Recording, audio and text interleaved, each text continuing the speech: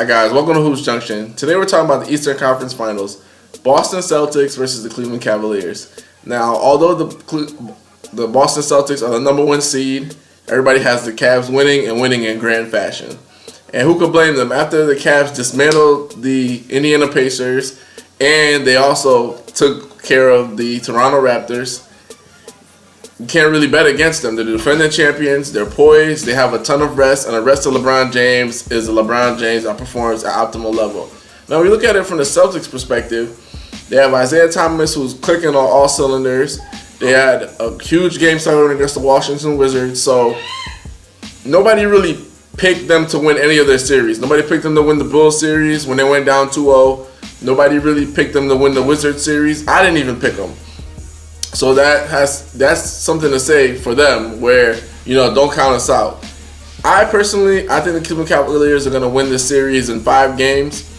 I think that although the play of Isaiah Thomas is tremendous, I feel like the Celtics don't have a consistent number 2 guy that can get you 20 and 10 or 20 and 7. They don't have another guy that consistently gets you 20. They do it by committee. They're like the Eastern Conference version of the Spurs. Isaiah Thomas is their Kawhi Leonard. They don't have anybody else. They don't have a LaMarcus Aldridge because sometimes Al Horford plays great and sometimes he doesn't. So that being said, I got the Cleveland Cavaliers going in 5. Position defense will be a huge key to the series. The Cleveland Cavaliers get out and run and they shoot threes. They don't necessarily get a ton of layups, so it's going to be up to the Celtics to shut that down. But in addition, it's also going to be up to the Cleveland Cavaliers to shut down the Celtics shooting because the Celtics shoot more threes than any other team in the Eastern Conference.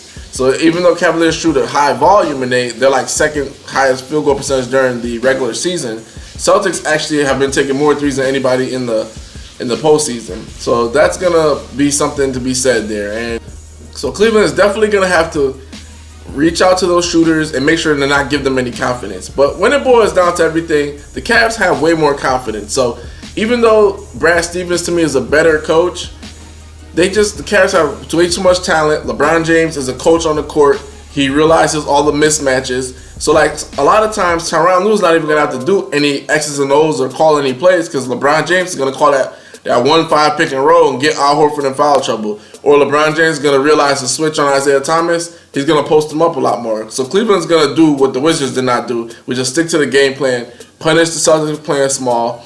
And I don't think the Celtics have a great counter. Now, I know, even though I say 5 games, some people might think it's just going to be an easy series. It's not. If you looked at the Indiana Pacers series, the Indiana Pacers could have won 2 games. But the thing is, they blew a 26-point lead.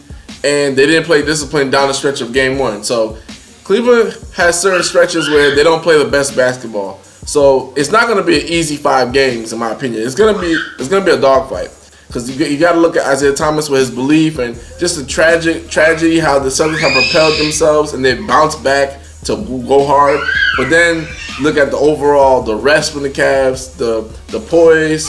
They want to prove everybody wrong. Like the 3-1 comeback was not a fluke. So they have a lot of motivation as well. So I'm going with the Cavs in 5 games. Let me know what you think. This is Vlad from Hoops Junction, where Hoops meets Hoopla. Peace.